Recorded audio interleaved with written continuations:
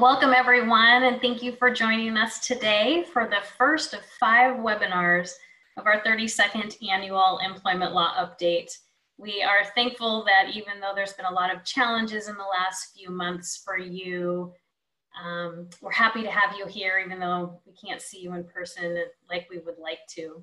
I'm your first presenter, Kristin Nealey Meier, and my presentation today will be your future with and after COVID-19, what to do now and what to expect. For those of you who are not familiar with our firm, Swanson is a full-service 40-attorney law firm based here in the Northwest. We believe that legal issues are critical business issues. So we work with business owners and human resources personnel of small to mid-sized companies to address those concerns and ensure your business and your workforce runs as efficiently as possible. Now, the title of today's presentation may be a little bit of a misnomer. Certainly, I will share what to do now. What to expect, as you probably know by now, is a little bit of a difficult practice, as things have gone unlike anything we have ever seen. So what we are going to try to do, what I'm going to try to do for you today, and what the rest of my colleagues will help this week, is just trying to mitigate risk, understand what may be out there down the road, and how you can take action now to protect your company and your employees. So first of all, some of this may be review for a lot of you. Some of you may have less familiarity, so I'm going to run through some of these things rather quickly in the hope that you have probably been dealing with this over the course of the last few months, and we'll point out a few changes that have come along and what may happen next. So you may recall last spring, Congress issued and the President signed the Families First Coronavirus Response Act, which covered employers with fewer than 500 employees. And this provided sick leave, emergency paid sick leave for a particular period of time, and some paid family leave under certain circumstances related to the coronavirus. But it's important to note that this isn't just something that was in place when coronavirus pandemic first came into our national consciousness and after this act was passed. The act expires December 31st of 2020. So for the next 3 months, this act will still apply. So just to highlight a couple of the issues with and some of the leave that an employee can take under ffcra, 2 weeks of paid sick leave or at the employee's regular rate if they contract corona or are directed to quarantine. 2 weeks of paid sick leave at 2/3 the employee's regular rate if that employee is unable to work because they have to take care of someone who has COVID or is in quarantine. And probably most applicable now and for the next 3 months is 10 weeks of paid expanded family and medical leave at 2/3 of the employee's rate if daycare has closed or school has closed and that employee needs to take leave to take care of those children. Obviously, there's specific definitions of all of the employee, childcare, etc. But with most of the Pacific Northwest having school-age children attending school remotely, mine are going to school down the hall right now. This can be a real difficult problem for your employees. And there's a structure around that under the FFCRA that you need to be aware of. Again, I imagine that many of you have already consulted the different regulations required, but we just wanted to point that out, that especially with school in session over much of the state now, for the next 3 months, this is an issue that you're going to need to take into account. Now, you may note that there was the state of New York actually filed a lawsuit to try to get some of these temporary regulations struck down. They were actually successful with that. And the district court in New York did determine that some of these regulations were unconstitutional. And so the Department of Labor has reissued several of the regulations and clarified some of those regulations in order to overcome the problems that the district court had. So, and again, we may get into this more Friday if this is something that you want to know about, but there has been some clarifications about some of the issues, particularly what kind of information an employee needs to provide, and the fact that employees have to have work available in order to take leave from that work. Again, something you maybe have grappled with over the last few weeks, and this is something that Hannah Kern is going to do a deep dive into tomorrow. I just wanted to touch on it in the event that you were not able to attend tomorrow's webinar, and just to give you a few highlights about how to handle the ADA and the interplay between that and what to do with regard to the COVID-19 medical issues that have arisen. So under the ADA, and this is still true with COVID-19, you cannot inquire about disability-related medical issues. You can't ask, do you have immunodeficiency? Is there a medical condition you have that might make you more susceptible to the coronavirus? Those are still disability-related medical issues that the ADA precludes you from asking about. But obviously, COVID-19 has required changes to how we look at ADA and medical information, because we need to be able to protect our customers, our employees, and anyone who comes into our place of work. So the EEOC has actually issued some guidelines. They actually had a pandemic preparedness guidance already that they have made some amendments to and provided some specific information about COVID-19. And I have posted the link there, and you can get those if you want to pull these slides from our website.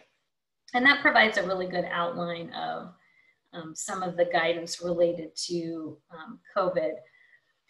But what I think is important is that, yes, you can protect your employees and your customers and those at your workplace through the things that I think you probably already encountered, asking, taking temperature in some cases, asking people who have any symptoms who are not feeling well to stay home, asking people those sorts of questions when they come to work. One thing though, down the road, as we are hopefully closer to finding a vaccine and distributing that vaccine to members of our population, is that at least currently, employers generally are not allowed to require your employees to take that vaccine. You can strongly encourage those employees, but forcing employees to be vaccinated is not allowed under the law. It will be interesting to see how many folks are willing to take the vaccine. Obviously, some of the more frontline employees, such as healthcare workers, et cetera, there's going to be some different standards, I would guess, related to that, but those have not come out yet, nor do I expect a lot of guidelines relating to vaccines until we get a little bit closer and that distribution is set to begin. So keep that in mind as things get a little bit closer, hopefully, to that vaccine. And again, Hannah Kern is going to spend more time on the ADA tomorrow. One of the big issues that employers are facing is what happens if an employee contracts COVID-19 on the job. The Occupational Safety and Health Administration, which is OSHA, and then Washington State's equivalent is WSHA, has had a huge uptick in complaints from employees that OSHA has investigated related to unsafe workplaces. And in some places, the fines are pretty high, it could be above 10,000. I just read that there was in another region, a meatpacking plant, where OSHA issued a pretty hefty fine there because of unsafe work conditions related to COVID-19. So among all the other things that you have to deal with, depending on what your workplace is, how many people there are, and how many people are actually working at your site, OSHA is a big worry. And so obviously there's been a lot of guidelines issued to different kinds of companies and different kinds of employers, and it's really important to follow those guidelines to at least reduce your risk that OSHA is going to come in and investigate and issue fines or citations for what they deem to be an unsafe workplace. Now, if an employee does contract COVID-19 and they believe it's on the job, what happens next? What are the risks for an employer? Hopefully you have not had to deal with this yet, and hopefully you won't at all. But there is a workers' comp program you're all probably familiar with because you paid into it over time. And generally speaking, the workers' comp program is how employees are compensated if they are injured on the job. And COVID-19 could be determined to be an on-the-job injury if that's where you contracted it. But the Employee Security Department has already issued guidance that says that simply contracting COVID-19 from a coworker is not going to be an accepted on-the-job injury or disease, and that claim will be denied. So that was really good information for employers that that is not a concern that you're going to need to have. But there's still a minor possibility that you could be on the receiving end of a lawsuit for negligence by an employee who has been exposed to or contracted COVID-19 on the job. And generally speaking, this doesn't happen because we have workman's compensation, and that's what takes care of any injuries, like I said, that an employee suffers at work. And as of late July, there's been about 70 lawsuits. Now, this is nationwide, not in the state of Washington. This is nationwide. So pretty small percentage of employees claiming exposure. That's pretty broad. It doesn't, the information that I reviewed didn't break it down into anybody that has received, have gotten really bad symptoms or anything. But I did just talk to a friend of mine who is in HR this morning, and they had a worker die of coronavirus, and they just learned about it today, and they believe that he was exposed at work. And so then there's family issues to deal with, contact tracing, a whole host of issues. Obviously that is really scary, and the other employees at that place of work are going to have some challenges in working through that. So that's why all of these guidelines and attempting to keep your workers safe are really important. But when that happens, can you be sued? And the answer to that is you can certainly be sued, whether that is a legal lawsuit and whether you can get it dismissed really easily up front because it's a workers' comp issue or it's not allowed, really depends on what you have in place now. And it will really come down to, is your workplace and the management at your workplace deliberately and intentionally creating an unsafe workplace? Have you completely, nobody has to wear any masks. There's no cleaning. There's no screening. You've done absolutely nothing, and you're making your employees come in for whatever and work really close together, for example. If that's the kind of thing that has happened, if you've had some employee that has contracted coronavirus and you didn't change anything about how you're conducting your workplace, it's possible that a lawsuit against you for negligently allowing an employee to contract COVID could be possible. So again, it's really unlikely. The early lawsuits, as you can see in the slide, filed against employers really hinge on these state and federal guidance: wearing masks, physical distancing, cleaning, allowing employees who can to work remotely, etc. So again, you'll hear this over and over, probably all week. It's really important to follow those guidelines. I've heard the gamut from people who are 100% remote to people who have completely ignored everything and are just, going about their business the way they used to. That's really dangerous on a number of levels. And so we don't recommend doing that.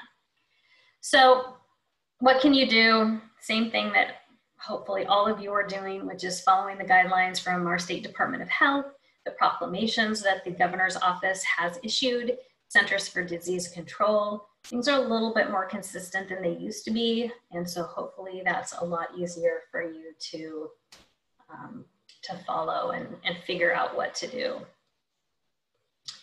Another issue that maybe isn't on some people's radar screens is what happens with your tracking and your overtime issues for those employees who are working from home. So we know a number of you are probably working from home, and a number of your employees are working from home.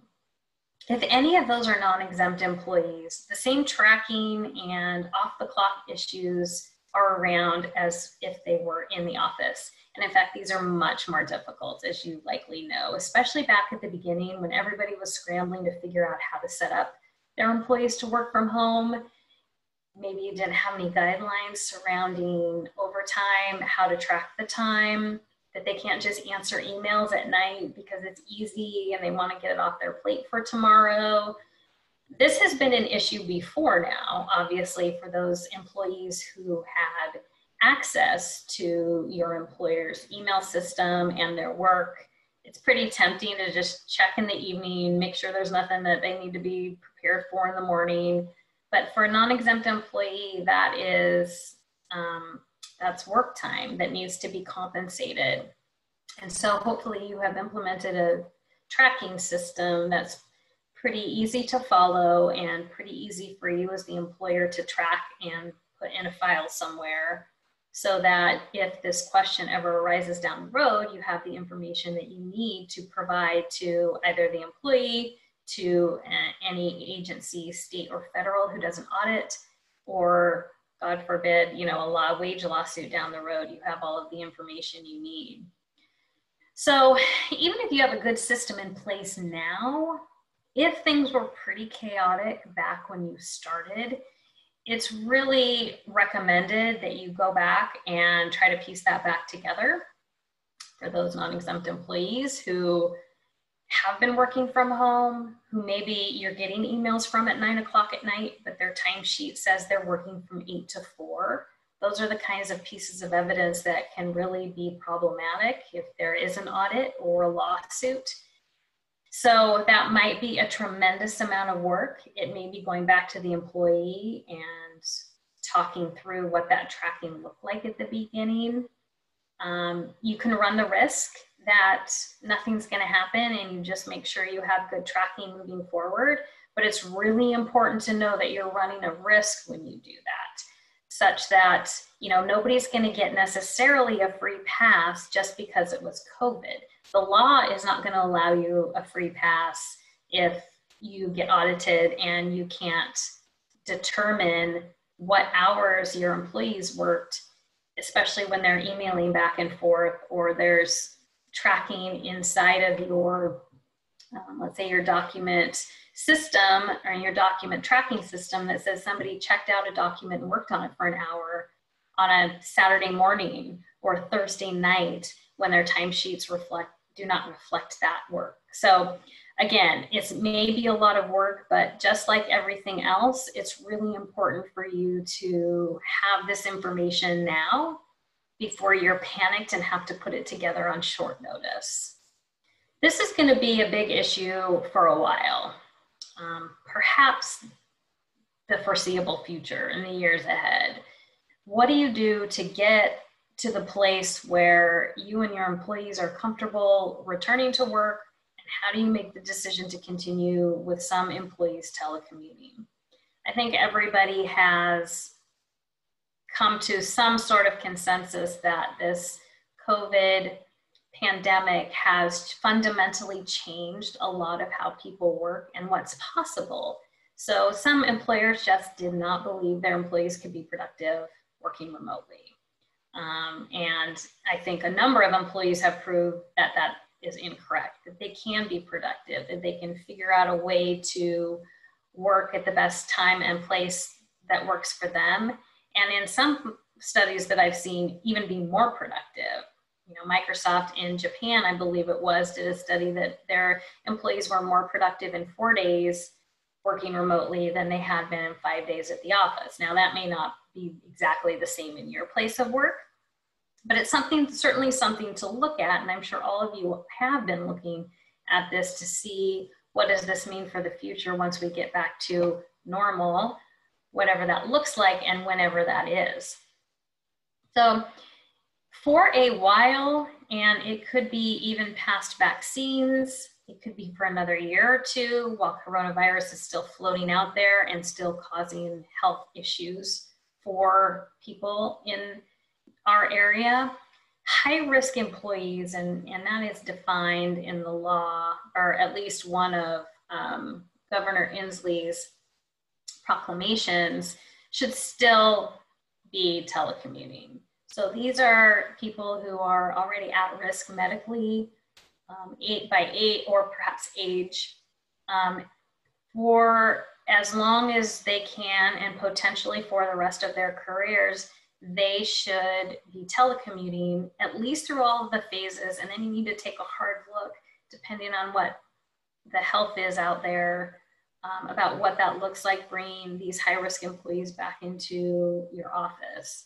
Something to think about. Certainly, I think it's going to be a while before we are even faced with this, but those are the employees that you really need to be concerned about, both because hopefully you're concerned about your employees' health, but also because these high-risk employees not only have high risk for contracting coronavirus, but they are also high risk to you as a liability in terms of if they contract coronavirus while they're at work, the consequences are much more dire and can cause a lot more fear surrounding coming back to work, or just the fear that coronavirus has caused to employees and society at large. So you need to make sure with high-risk employees that you are being very conscious of the telecommuting issue. And of course, that raises again the ADA issues that Hannah will talk about tomorrow, and how you can inquire about the medical issues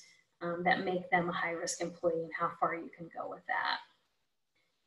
So what do you do with the employees that are telecommuting, have learned that they really like to telecommute, and even after we get through our phases and are in a full opened world, whenever that may be, can you force them to come back into the office? Barring any medical issues, ADA, all of those sorts of things, taking that out of the equation, you can require your employees to come back to work. That's the short answer. Obviously, there's a longer answer in terms of how you do that and what. So our recommendation is really to take a good hard look at what serves your business best and what serves your employees best.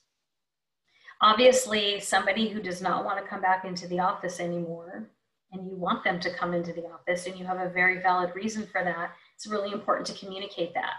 We are in an employment area in the Puget Sound area where there are a number of employers who are going to probably allow many of their employees to continue to telecommute. So in terms of just recruiting and retention, it's something to look at. If you are going to continue to allow some of your employees to telecommute, it's really important that you have a policy in place for that outlines who gets to telecommute, how you get to telecommute, what are the policies that are in place for the structure of telecommuting, that they have to have their own supplies, or you will supply a workstation, or they have to set the times and days that they're going to be online with their manager. They can't work overtime. All of these types of things need to be put in place, and they need to be applied evenly. So If you have someone that you really like and you do not want to lose them, but they want to telecommute and you decide to let them, that's fine. But you just have to be careful that if there's another person that asks and they are in a similar category of worker or someone who has proven that they can telecommute and be successful and productive, and you say no because you may have a myriad of reasons for that. Maybe you don't have you don't believe that this employee is quite as important to your business as the other. You have to be very careful if you're going to say no, and you're going to have to document the reasons why you believe that this person needs to be in the office for certain periods of time. You know, the way that they work, maybe they have to be in person with a team. You're going to have to be really careful that you aren't being perceived or that you aren't actually discriminating against certain populations in allowing telecommuting for some and not for others. So that is an issue that you're going to be revisiting over time. But telecommuting is like a lot of other things, even hiring, firing. You're moving people in different groups, giving promotions. It's another one of those benefits and work conditions that needs to be analyzed in order to make sure you're applying things evenly across groups. You don't have to treat everyone exactly the same, but you need to make sure that the structures that you're setting up and the policies that you are applying are fair and non-discriminatory. So what do you do? What do you do now? What can you do now to try to protect yourself? We've already talked about a lot of them.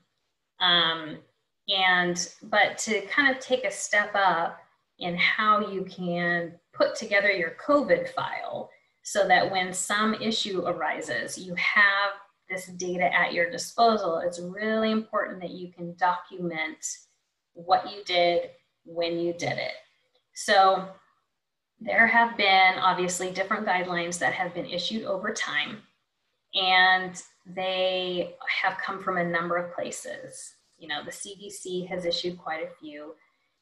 The governor's office has issued quite a few as well. Our local Department of Health has really been coordinating with the governor's office. If you're a healthcare facility or you have healthcare workers, there's different CMS guidelines that have come out for you. So those are important also.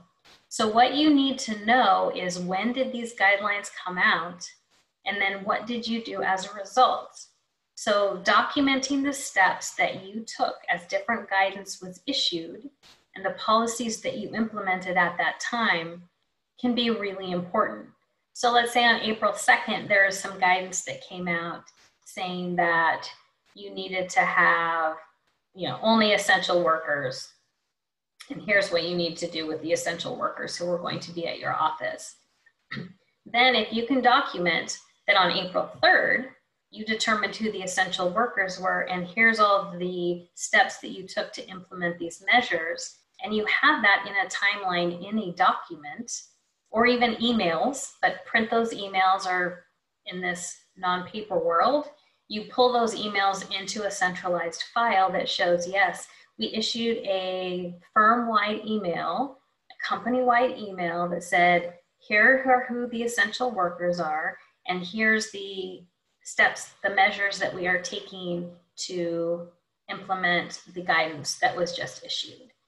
For each time that there has been a different set of guidance that has come out, if you can document when you took action on that guidance, that will be a tremendous defense for you if something arises from an employee contracting COVID or something else. So while it might take a little time to walk all the way through those, again, if you have a central file that shows all of the things that you've done, and you can get it as detailed as you want. We had a high-risk worker. They, we did this, this, and this for them. They were essential, so they were on the job, but we put them into a different place to make sure that they were in a room by themselves.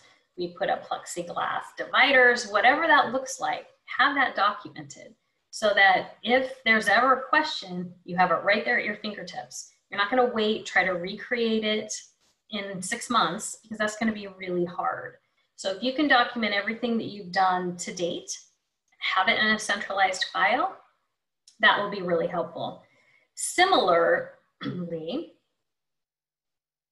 when the stay-at-home orders came in, what do you do with essential workers? How did you handle your high-risk employees especially? Is really, really helpful in terms of how you protect yourself. As we always say, as your employment lawyers, document, document, document. So we have a couple of questions. That's my presentation. I want to make sure that I answer the specific questions that have come in. There's only been a couple. So the first question is, was the FFCRA deemed unconstitutional because of the burden of the employer or sharing of medical information from the employee's side? You know, to be perfectly honest, I haven't read the opinion in a while. That was part of it, but it was really more framed around how the regulations themselves were framed. The regulations were not terribly specific. You know, they were written really quickly, and I think that the district court just didn't like that they weren't specific enough. So the new regulations say the exact same thing, require the same information, require the same steps to be taken. There's just a clarification of why they needed that information. There's a way that courts analyze constitutional issues and the burden that each party has, especially a government entity. And so basically they said that it was, you were requiring too much without a good enough reason. And so they clarified those regulations to provide the good enough reason part to meet that constitutional standard. Whether or not it will meet it and whether or not someone else will come along and try to stop the implementation of this or cut it off now, I don't know. That process does take a little while. The new regulations, I think, came out just a couple of weeks ago. And so I would have expected maybe an attempt to get a temporary restraining order against the implementation of these regulations, and I haven't seen that. So, but nothing has actually really changed. It's just the way that the DOL has phrased those regulations. There are still the same requirements on both the employee side in terms of providing information and the employer side in terms of what they need to offer.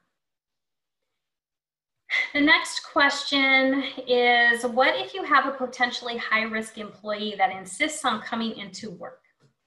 Well, there's a couple things you can do. We've actually had this situation arise with one of our clients. And like any good lawyer, it depends a little bit.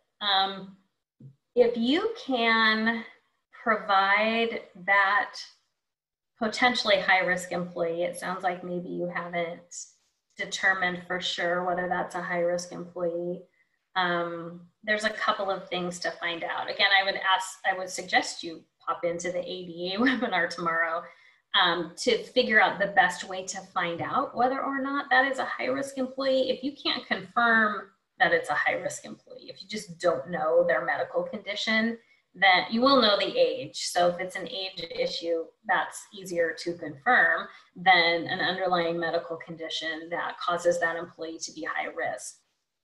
So if you don't know for sure, then that takes a little, if they won't tell you, if you haven't gone through this process yet to find out, I suggest you do that.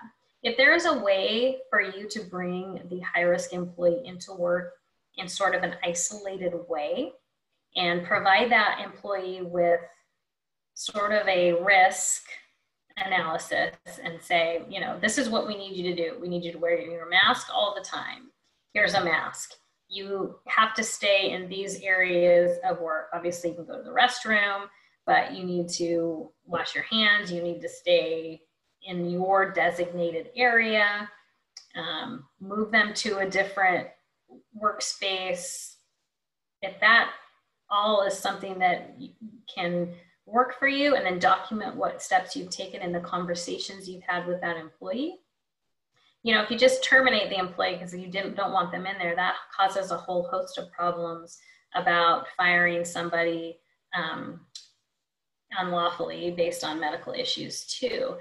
There has been some talk about employee waivers, having employees sign waivers.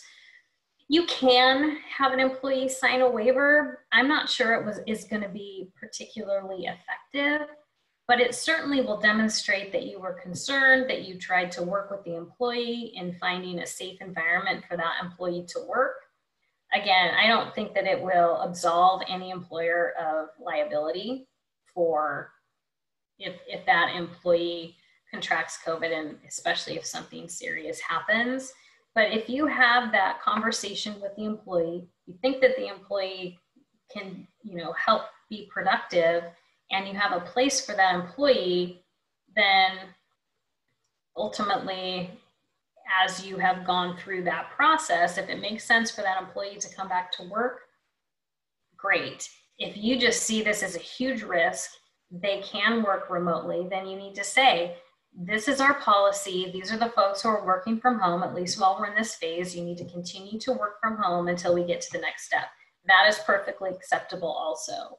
They can't force you to change the way that you are working right now, but if there is a way to accommodate that employee, especially if that employee is particularly productive, then maybe you can find a way to do that.